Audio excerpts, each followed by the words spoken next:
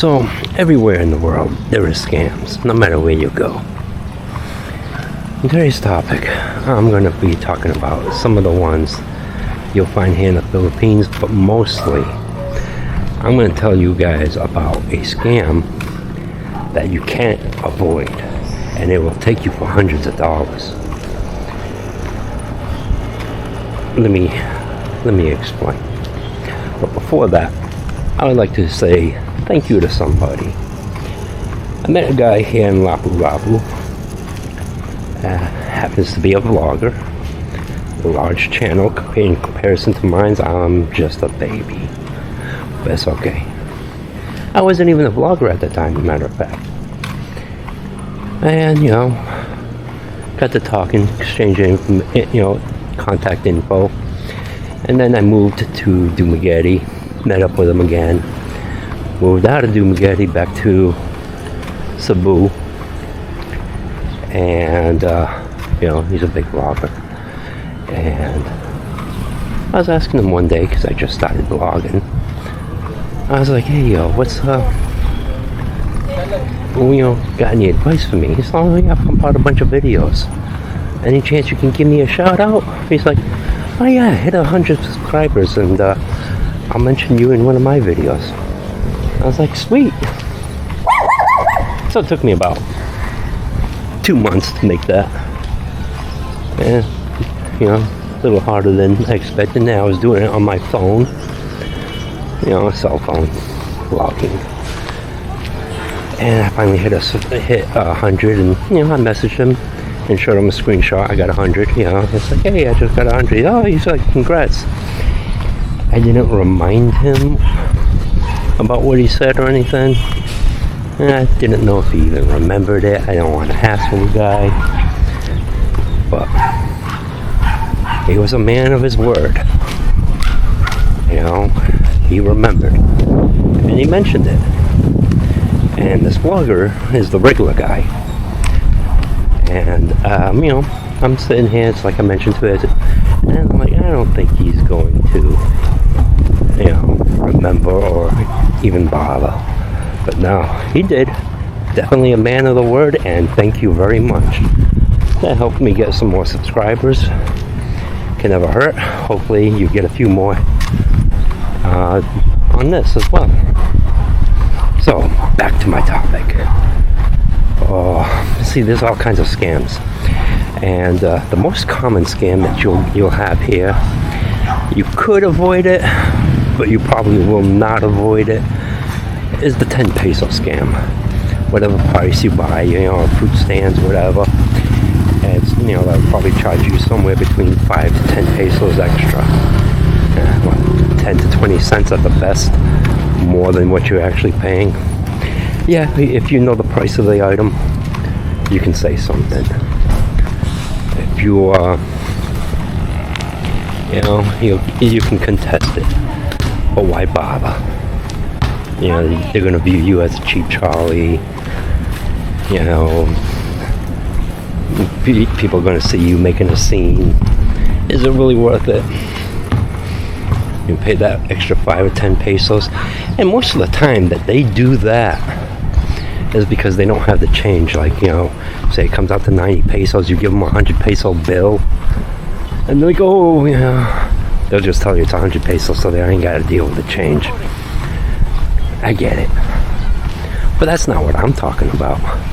What I'm talking about is a longer game, and it's one that you can't avoid. If you are retiring, living here in the Philippines, if you're just coming for a vacation, odds are it's not going to affect you, because you're going to get a hotel, you're going to go through the process. Yeah, I just gave you a clue what that scam is. Rentals. And I've been here almost 14 months now. And the time that I've been here, I've rented out 7 different places. And out of the 7, well, my current one I can't say nothing about, But out of that, 4 of them were scamming. I'm not going to say how they scammed, how deep of a scam on all of them, but the scam that they normally will always get you on is your security deposit. You rent a house, you put down the security deposit, the odds of you getting that money back is almost non-existent. They'll come up with whatever excuse. Now, if you're lucky and you give them enough notice, you might be able to use your last month. They'll use your security deposit as your rent as a consumable. Then that's not so much of a scam now. But odds are you're going to pay the month's rent at the end of the month. You're not going to get the security deposit back, and there's a good chance that they might claim some non-existent damage for you to pay up. Not much you can do about that. Of course, when you move into a place, take a video of anything that's damaged. When you move out, take a video of everything so you know if it's in good condition, that you're not getting the shaft. I had one landlord. Oh my God, what a freaking nightmare. I've gotten to the point where when I move into a place, most places they want 2 months security deposit plus 1 month advance. Kind of common. So I went and looked at one place. They wanted 25,000 pesos, about $500 a month for this house. Very nice house. And they wanted 2 months security deposit. So it's like $1,000. So I go look at the place, and I'm like, oh yeah, I'll move in, I'll get this place if you take it down to 1 month security deposit and 1 month advance. Oh no, the landlord is very strict on this one. So right there, I'm telling me I'm working with the agent. He won't come down on the price, and he wants his 2 month security deposit. He's also a foreigner. Yeah, okay. Well, anyways, I'm going to go look at another house. I got 2 more to go view before I decide on the place. And I said, I'll message you back and let you know. He's like, oh, okay. It was a nice place. 4 bedroom, 3 bathroom house, 2-story. Had a kitchen in the house and a kitchen outside, so I had 2 kitchens. Walking distance to the swimming pool in a subdivision, similar to what you're seeing on my video right now. Nice large yard, gated, and a balcony connected to the master bedroom, and there was a spiral stairs that go out into the driveway, the garage type area. Very nice. So we left, and while we were driving home, they messaged us, hey, I spoke to the landlord. They'll come down 3,000 pesos off the rent to 22,000 a month, and we'll do the 1 month security. I'm like, unfortunately, I can't give you, I can give you the rental money right now and move in right now, but I can't give you the security deposit for another 15 days. And they're like, it's okay, we can do that. So I didn't end up getting the place, but that taught me a little lesson right there. It's like, Alright. Wherever I go rent, I show them the cash. Tell them 1 month security deposit. I'll give you that 1 month security deposit in 15 days. I'll come up with some excuse. Yeah, I gotta wait for my payday, but I have the money to pay the first month's rent right now. And they see the money, they'll go for it. Move in. Boom. 15 days later, I'll give them the security deposit. The reason I do that now is because so many times I go into a place, and when you first view it, it looks great. Everything's like fine. The water's running and everything. But then you move into the place, you find out the freezer's not working, or the fridge is like, door doesn't close, or, you know, the hot water shower doesn't, the heater doesn't work, or not even connected. There's always some kind of issue. Now, when there's an issue and they gotta pay money, yeah, good luck getting them to fix it. It'll be some time. But when you owe them money, oh yeah, they're going to be on point because they want that money. You know, you say, hey, well, you know, I'll give you the security deposit once this is fixed. They'll come and fix it right there and then to get that money.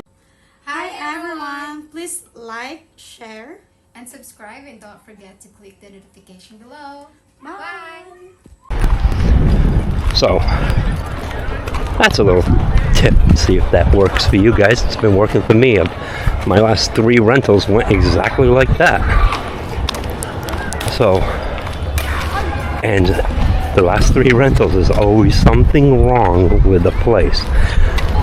One place that I lived, moved into the place. I was paying 23,000 pesos a month for this place.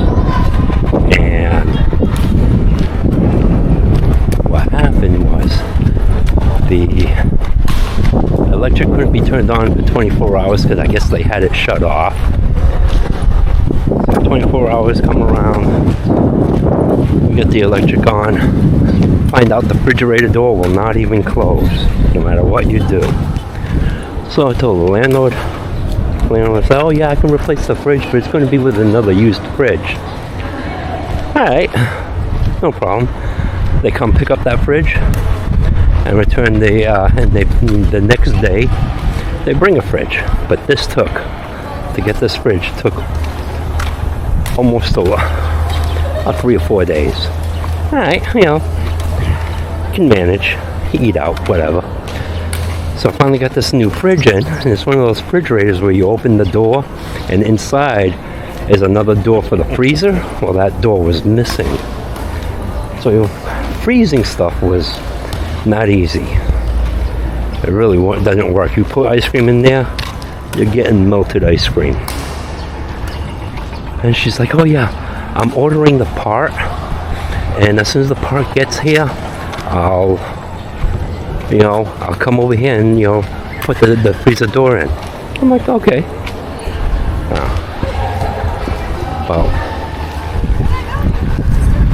About 7 weeks later, almost 2 months, I messaged the landlord, hey, what's the status on this freezer door? Oh, I haven't ordered it yet. I'm like, you haven't ordered it yet? The entire 2 months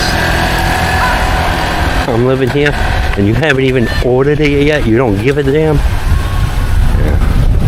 That was problem number 1 from start to finish. There's also other problems. The AC, the split type aircon, the remote for it, was missing. She didn't know what to do about it or anything. She was like, oh. So I went on Shopee. I ordered myself my own remote. It cost me $10. Alright, so I own a remote. The hot water heater wasn't working at this place either for the shower. I'm the one that had to fix it. I fixed it. They even had a guy come over here, look at the breakers and everything. He didn't know what was wrong with it. I figured it out. I fixed it. Big deal. But it's something that, you know, took a week for her to do, and I just got fed up and did it myself. It was a 2-bathroom place. The second floor bathroom, the toilet was always leaking, so it was always running. Told them about it the entire time there. They never fixed it. They even had a plumber look at it and they did nothing. Or I don't know if it was an actual plumber or somebody she just had come to their house, like a handyman, family member, whatever, don't know. So the bathroom downstairs, the sink, you turn on the sink, it's spraying water everywhere. That was ridiculous. Took them about a week before they even get somebody to look at it. The kitchen, the sink, on the very first day that we were there, clogged up, or was clogged, wouldn't drain, and there was a leak under the sink as well. And that took a week for them to come look at and fix. In the meantime, you got putrid water in the sink because nothing will go down. Not fun. This is a bad landlord. They take a week to even acknowledge you said something. When you have any kind of issue and you want to bring it to your landlord's attention, you message them. And they don't even reply back sometimes for like a week.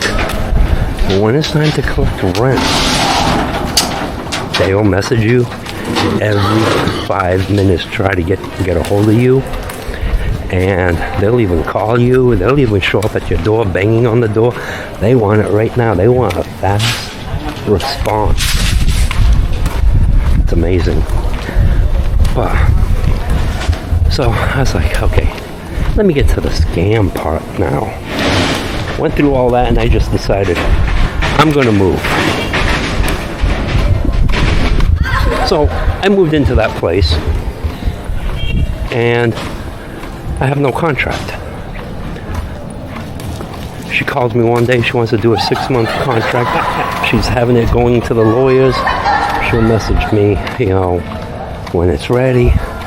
And I'm like, yeah, whatever. In the meantime, month to month, because there ain't no contract. So 2 months go by. She ain't even ordered the refrigerator door. I'm out. I move. I message her, and I already know I'm not going to get the security deposit back. So my electric bill, my water bill was pretty high, but less than half of what the security deposit would have been. So even if because it's in her name, the landlord. So if I just take off and let them keep the security deposit, they can.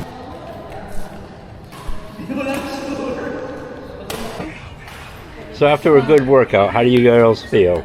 Good. Alive. Alert. And enthusiastic.